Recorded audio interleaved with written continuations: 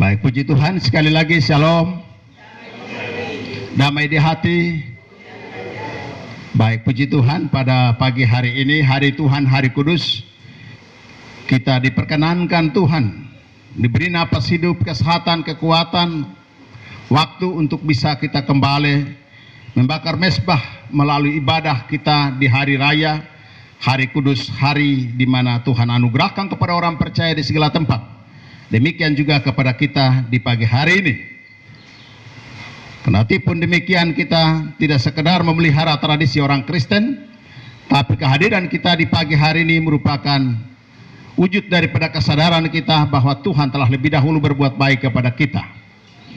Tuhan telah memberkati kita sepanjang 6 hari lamanya, dan hari ini adalah hari Tuhan. Lebih daripada itu, ibadah kita merupakan wujud ketaatan pada perintah Tuhan. Karena ibadah di hari ini adalah bagian yang tidak terpisahkan dari hukum Tuhan, hukum Sabat. Oleh karena itu, hukum itu biasanya diberikan kepada orang yang memiliki keterikatan dan menjadi sebuah kewajiban karena ada perjanjian. Dan kita adalah umat Tuhan yang memiliki tanggung jawab, memiliki sebuah kesempatan mewujudkan ketaatan kita melalui hukum Sabat. Itulah sebabnya hari ini kita ada di sini. Kita sudah memuji memuliakan Tuhan. Kita juga telah mendengar kesaksian dan memberi daripada berkat-berkat Tuhan yang sudah kita peroleh sepanjang 1 minggu berjalan. Apa yang kita berikan tidak sebanding dengan berkat Tuhan, tetapi ketika kita lakukan itu dengan kesungguhan hati, Tuhan menyempurnakan menjadi dupa yang berbau harum di hadapannya. Pada pagi siang hari ini saya akan mengajak kita untuk merenungkan satu firman Tuhan tentang seorang tokoh dalam Alkitab yang cukup populer dalam kehidupan orang Kristen. Anak-anak sekolah minggu biasanya suka dengan cerita dari seorang tokoh ini, cerita tentang seorang tokoh ini, di mana pribadi yang mengalami dinamika yang luar biasa, baik dari kehidupan keluarganya, di pandangan Tuhan, dalam rencana Tuhan dia memiliki sebuah kesempatan dan berada dalam rencana kekekalan Allah, tetapi keluarganya tidak memahami, saudara-saudaranya tidak memahami, yang kemudian dia difitnah ataupun juga diperlakukan tidak wajar. Dia dilemparkan ke dalam sumur. Tetapi setelah itu ada pertimbangan. Kalau cuma buang ke dalam sumur, memang nyawanya hilang. Dia tidak akan bersama-sama dengan kita lagi. Tapi keuntungan apakah yang kita peroleh? Lalu mereka keluarkan dia dari sumur dan kemudian mereka menjual kepada para pedagang. Ya. Dia dibeli menjadi budak belian. Kemudian dia dijual lagi kepada orang yang berpengaruh. Di sana dia mengalami nasib yang sama, di mana dia harus difitnah dan dipenjarakan. Bapak Ibu, tentunya dari cerita ini kita tahu siapa tokohnya. Yusuf. Kita akan belajar tentang Yusuf. Ada beberapa hal penting yang kita pelajari dari kisah tentang Yusuf ini. Kita buka bersama-sama dalam kitab Kejadian pasal 39.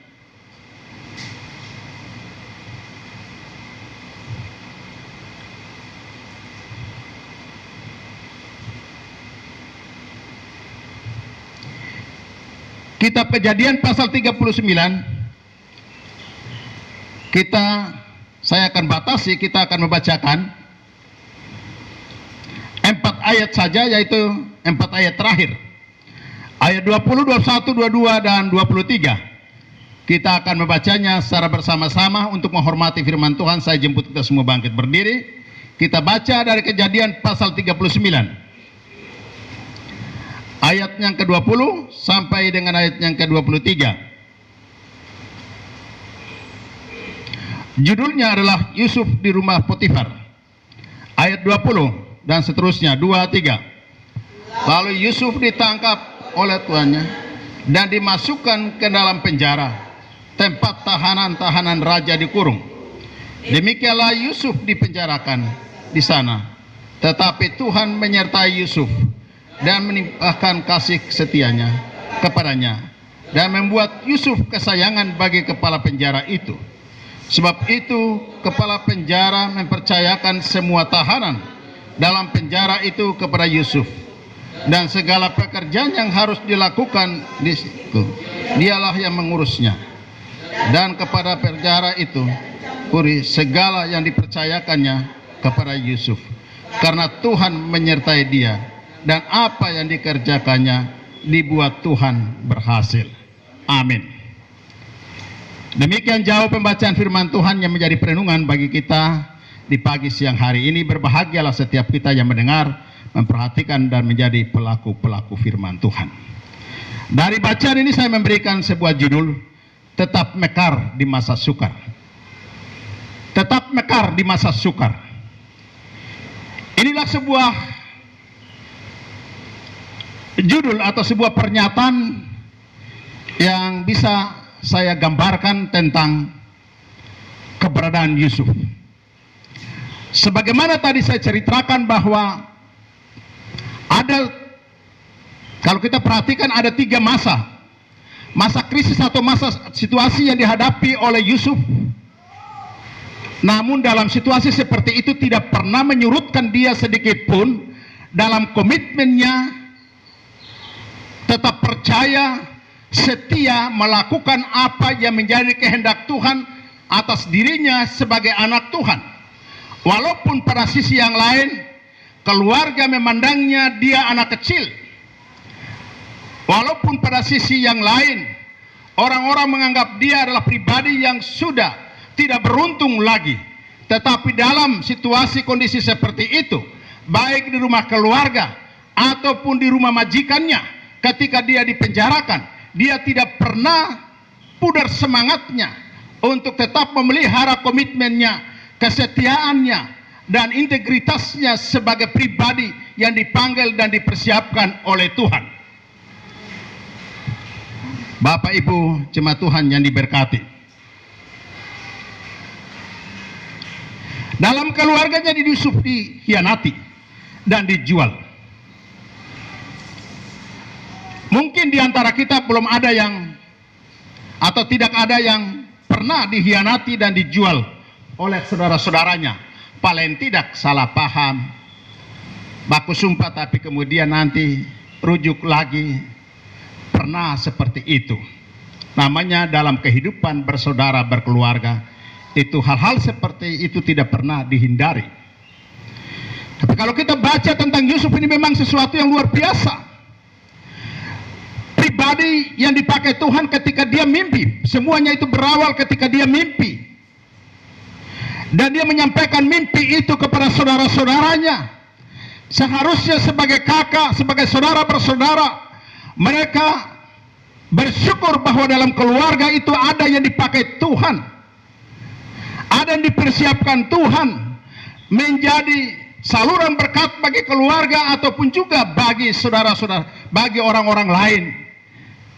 Baik pada saat itu ataupun pada waktu yang akan datang.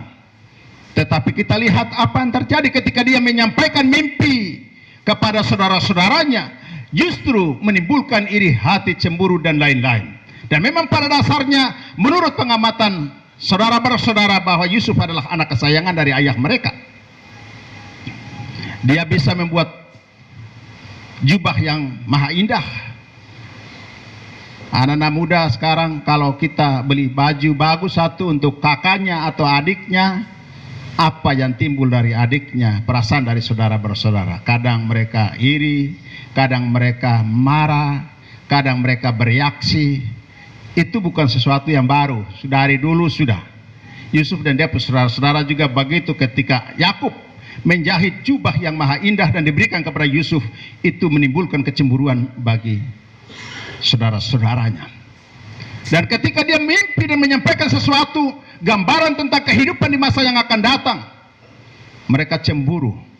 Kalau ada yang sementara kuliah, sementara sekolah dan kemudian menyampaikan cita-citanya besar dan kemudian orang tua memberikan respon baik, yang lain tolong jangan iri hati. Yang lain jangan marah. Kalau dia boleh minta uang, kamu langsung cepat-cepat kasih. Tapi kita sampai kucing keluar tanduk tidak pernah dikasih-kasih.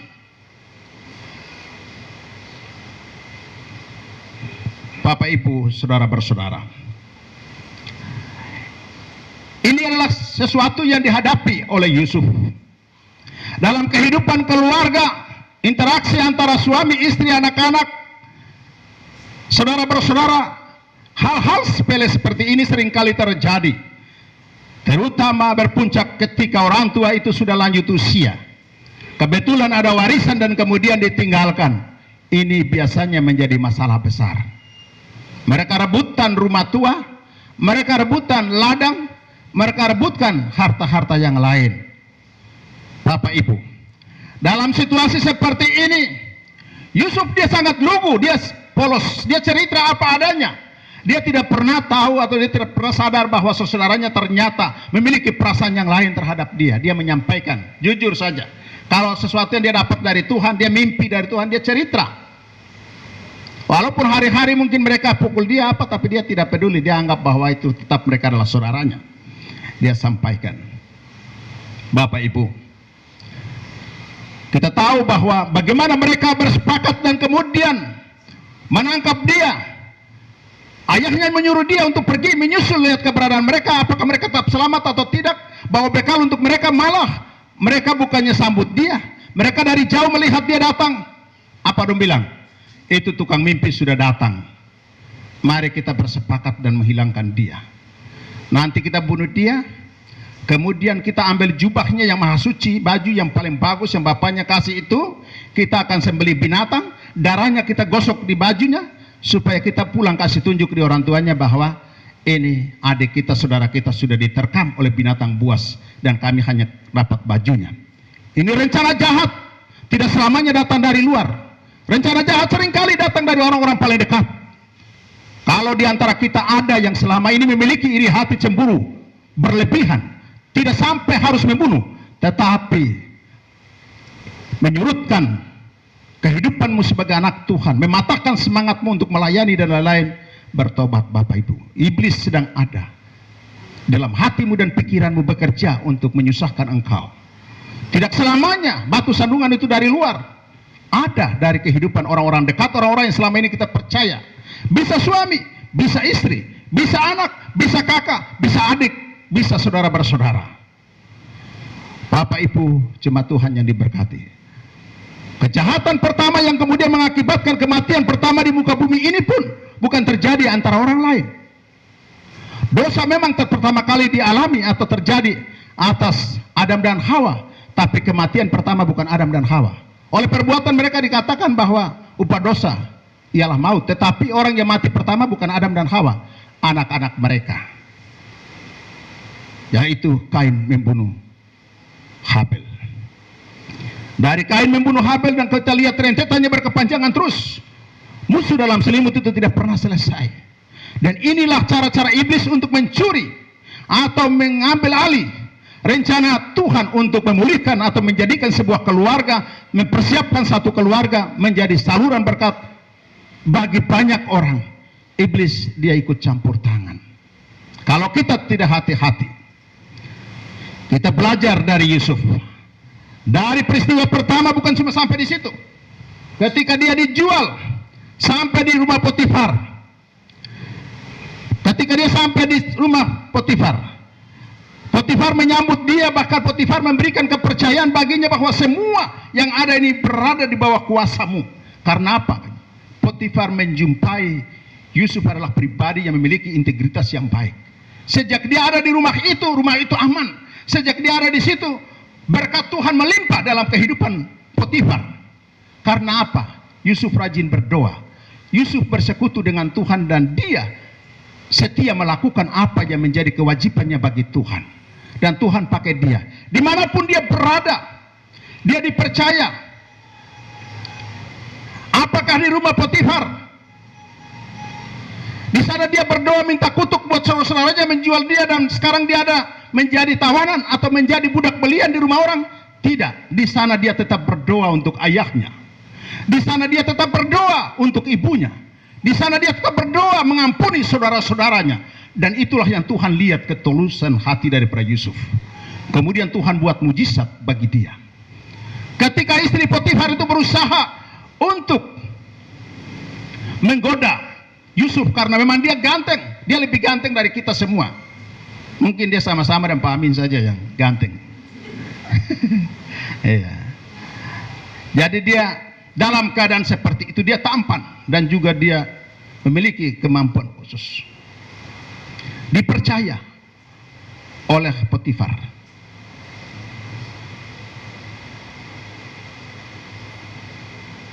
Ketika istri daripada Potifar itu memperdaya Yusuf, dan kemudian misinya itu tidak tercapai, dia memfitnah dan kemudian mengakibatkan Yusuf harus ditangkap dan dipenjarakan. Bapak Ibu jemaat Tuhan yang diberkati. Tetapi ketika dia diperdaya oleh istri daripada Potifar, apa kata Potifar? Apa kata Yusuf kepada istri Potifar? Kita lihat di dalam ayatnya ke-9. Kita kembali dari bacaan kita tadi. Ayat 9 dikatakan begini.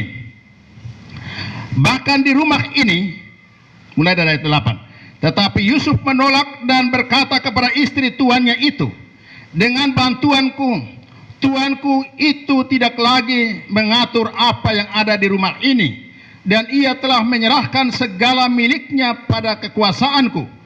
Bahkan di rumah ini ia tidak lebih besar kuasanya daripadaku, dan tiada yang tidak diserahkannya kepadaku selain daripada engkau, sebab engkau istrinya. Bagaimanakah mungkin aku melakukan kejahatan yang besar ini dan berbuat dosa terhadap Allah? Dia menjaga integritasnya, dia menjaga kesuciannya. Lebih daripada itu, karena dia takut akan Tuhan, dia takut dosa. Amin Bapak Ibu. Dia tahu bahwa kepercayaan yang telah diberikan oleh Potifar kepadanya bukan sebuah keberuntungan manusiawi, tapi ini adalah suatu kehendak Allah. Dia berusaha untuk menjelaskan kepada istri Potifar yang merayunya. Oleh kerja keras, oleh kepercayaan yang diberikan ini, suamimu telah mempercayakan segala sesuatu yang ada di tempat ini di bawah kuasaku. Bahkan kuasanya tidak lebih besar dari saya. Bayangkan seorang budak belian bisa begitu dipercaya. Mungkin ada yang bilang begini, mau dipercaya bagaimanapun juga nama budak ya tetap aja budak. Iya betul, tetapi kita lihat ujung-ujungnya. Cerita tentang Yusuf ini adalah sebuah cerita yang menarik.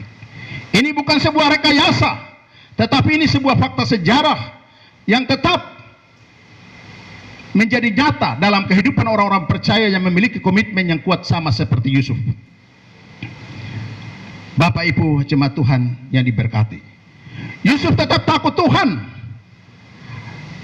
Bukan hanya pada saat-saat sulit dia menggantungkan iman pengharapan kepada Tuhan, tapi ketika dia diberikan kepercayaan menjadi penguasa, dia tetap takut akan Tuhan. Berbagai kesempatan yang ada, dia mampu untuk memilah atau mampu untuk memilih mana yang sesuai dengan kehendak Allah dan mana yang tidak sesuai. Dia berkata bahwa semua kuasa yang diberikan kepadaku selain daripada engkau, sebab engkau adalah istri daripada majikanku atau tuanku. Ini adalah sebuah kesadaran yang baik. Ketika kita diperhadapkan dengan berbagai kesempatan dimanapun berada, tidak harus rayuan daripada seorang perempuan atau rayuan daripada seorang laki-laki. Apapun yang dipakai iblis untuk merayu hatimu, pikiran dan perasaanmu, berpeganglah dan takutlah akan kepada Tuhan. Sebab itulah yang kemudian membuat engkau tetap mekar di masa sukar, seperti Yusuf. Tema yang kita hari ini.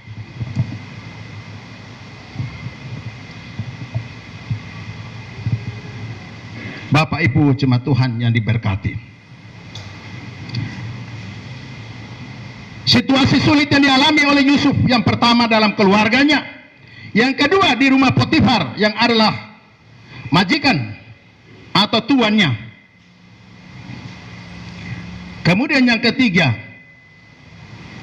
Yusuf dikhianati dan dilupakan oleh orang-orang yang pernah dia tolong. Kita lihat di dalam pasal 40 ayat 14 dan ayat yang ke-23.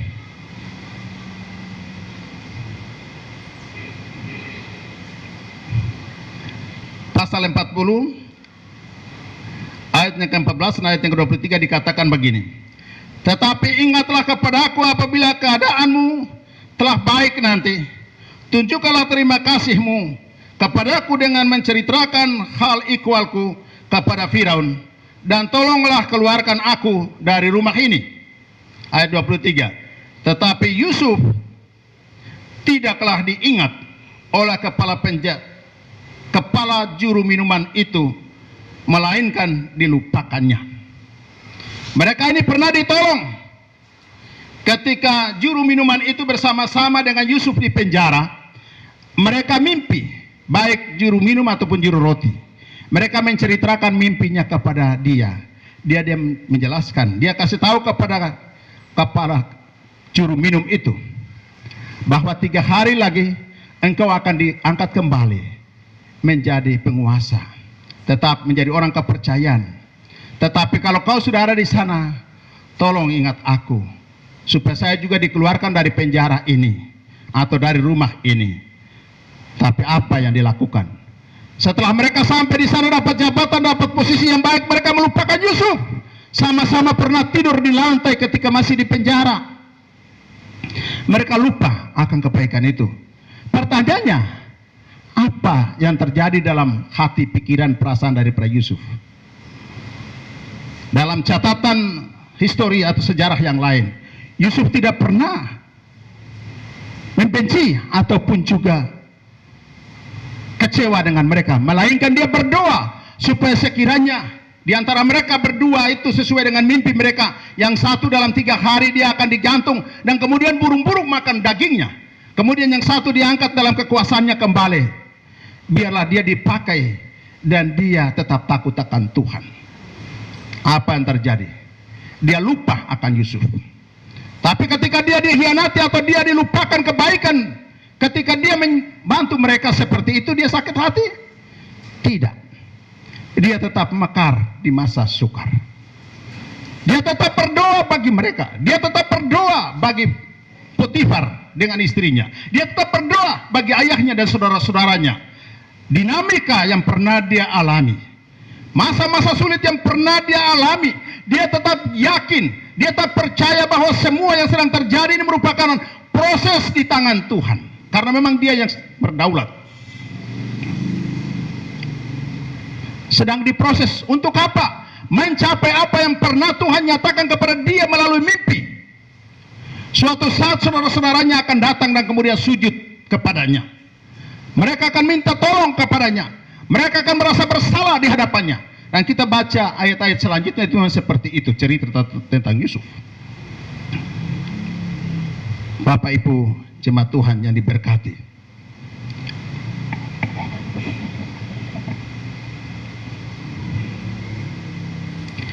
kenapa Yusuf tetap melakukan atau bisa mengalami menang atas situasi-situasi seperti ini, tetap mekar di masa sukar? Yusuf dipercaya untuk mengurus semua tahanan dan pekerjaan di penjara. Itu hal-hal yang baik yang Tuhan lakukan. Dikatakan bahwa dia mekar di masa sukar. Yusuf dipercaya untuk mengurus semua tahanan dan pekerjaan di penjara. Mungkin kita bisa berkata, namanya penjara ya tetap penjara lah. Kau mau dapat kepercayaan apakah? Kau mau makan enak kah? Namanya juga tahanan di penjara. Tapi tidak semua orang bisa dapat keistimewaan seperti itu. Kesadaran seperti inilah yang dimiliki oleh Yusuf, sehingga ketika dia ada di penjara, dia tidak pernah pudar pengharapannya. Dia tidak pernah imannya itu menjadi layu. Dia tidak pernah pudar dalam kesetiaannya. Dia tetap menjadi pribadi yang rajin berdoa, berpengharapan kepada Tuhan walaupun di dalam penjara, walaupun bekerja, berada di rumah sebagai budak belian.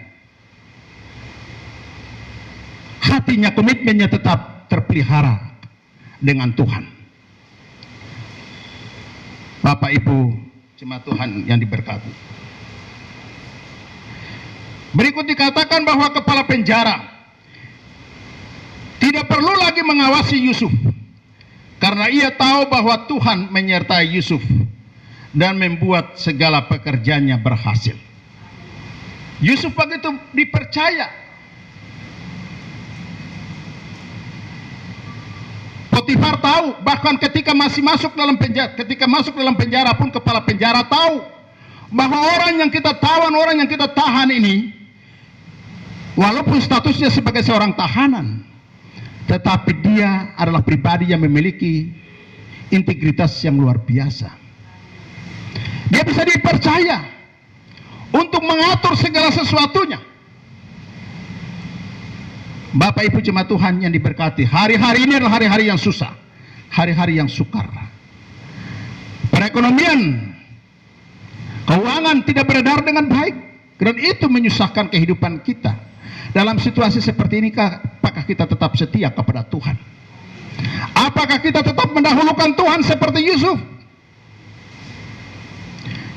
Di dalam sumur dia tetap angkat hati kepada Tuhan. Dijual dan ada di rumah orang kafir.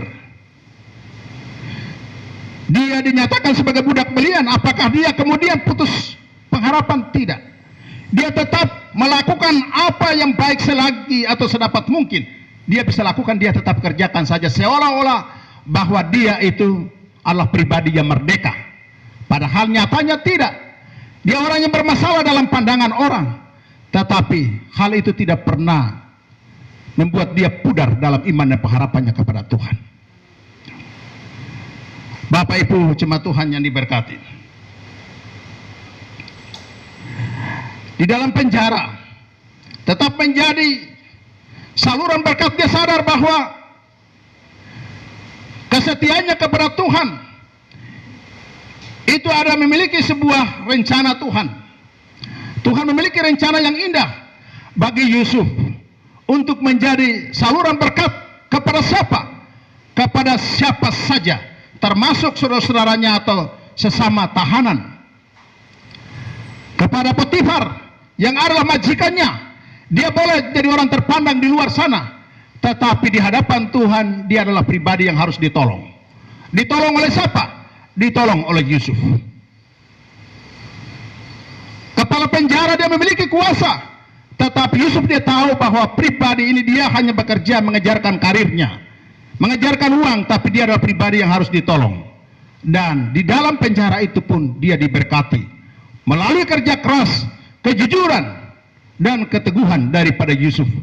Siapapun yang ada di sekitar Yusuf merasa diberkati oleh kerja keras, oleh pikiran-pikiran positif, oleh doa-doa Yusuf yang selalu dinaikkan kepada Tuhan. Bapak Ibu jemaat Tuhan yang diberkati, di hari-hari ini, masa-masa sukar, masa-masa sulit yang kita hadapi, mari kita belajar daripada Yusuf, di mana iman dan komitmennya kepada Tuhan tidak pernah goyah, tidak pernah pudar. Dan kita lihat cerita lanjut daripada Yusuf ketika ia menyelesaikan semua proses itu, ketika Tuhan berkata bahwa cukuplah di sini proses yang diizinkan atas hidupmu, sekarang masuklah hambaku yang setia. Dia diangkat melalui sebuah momen di mana dia bisa menerjemahkan atau dia bisa mengartikan mimpi daripada Firaun.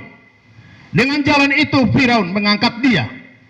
Dia sudah dilatih ketika di penjara. Bapak Ibu perhatikan, apa yang dilakukan Yusuf ini sama sejalan dengan apa yang dikatakan Tuhan Yesus. Tuhan Yesus berkata bahwa barang siapa setia dengan perkara-perkara kecil, kepadanya akan dipercayakan hal-hal yang lebih besar. Karena Yusuf sudah terbiasa dipercaya dan dia menghargai kepercayaan itu tidak semata-mata dari manusia tapi dari Tuhan, maka dalam kondisi apapun dia tetap memelihara integritasnya dengan Tuhan, baik di rumah keluarga, di rumah Potifar, di dalam penjara.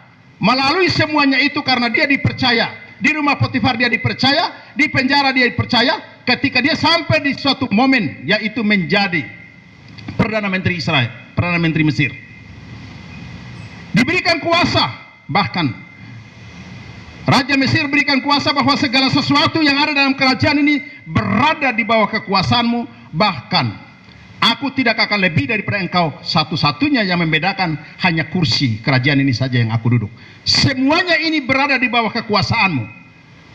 Pertanyaannya, ada apa dengan Yusuf? Yusuf adalah pribadi yang mau merelakan dirinya melalui sebuah proses yang seringkali dia tidak pahami.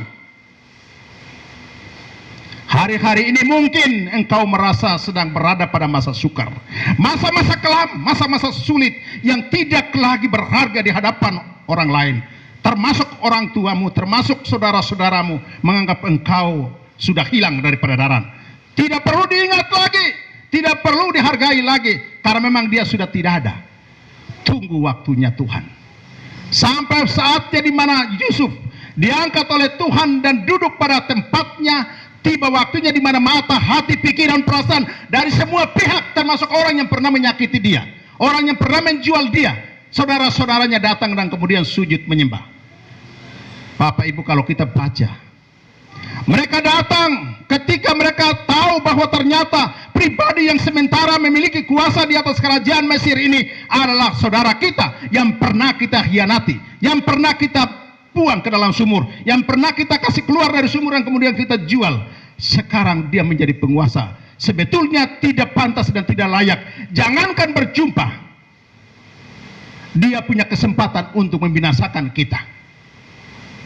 Tetapi ketika sampai waktu itu, apakah terlintas dalam pikirannya bahwa orang-orang ini pernah menyakiti saya, jadi saya tidak perlu tolong mereka? Tidak.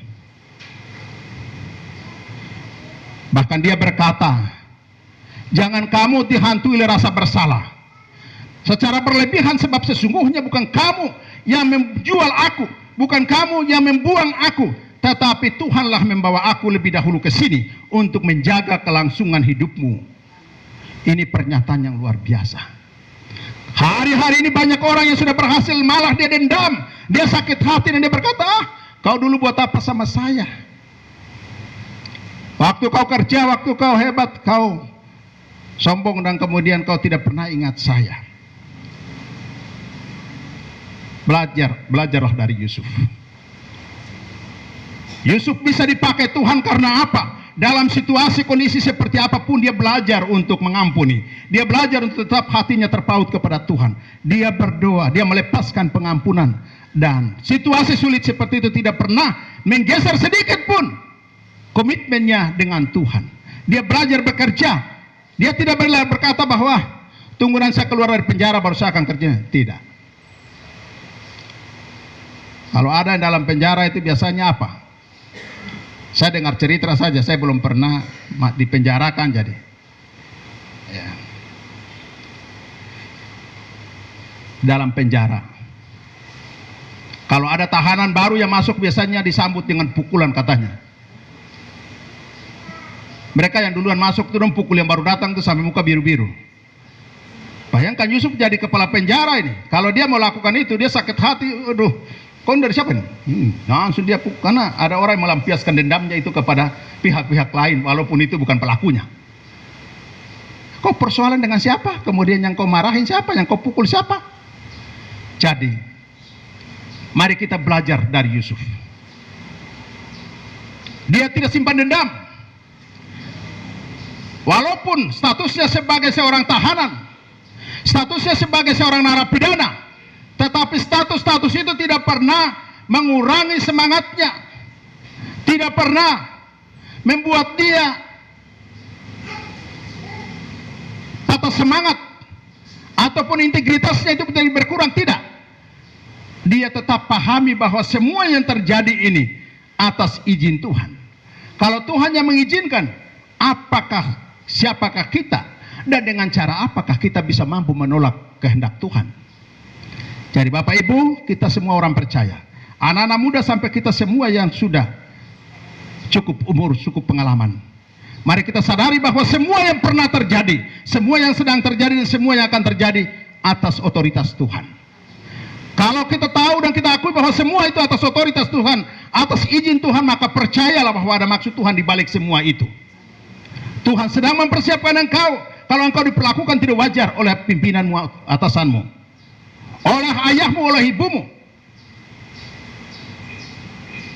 oleh gurumu, oleh dosenmu. Bapak Ibu, Tuhan persiapkan kita. Saya dulu, waktu kita belum bangun gereja ini, kemudian ada di gereja lama, hampir setiap minggu pagi itu kita bersihkan air itu. Saya seringkali pikir dan kemudian mencucurkan air mata. Rupanya dulu Tuhan mempersiapkan kita untuk kuras-kuras air seperti ini. Waktu kami diberangkatkan tinggal di Cengkareng, Jakarta Barat itu, Pak Maulana tinggal di Bojong Indah itu. Setiap bulan Januari, Februari itu bulan di mana kami kampus itu jatah tenggelam sudah. Dan itu pasti selama 1-2 bulan itu banyak kerja baktinya daripada kuliahnya.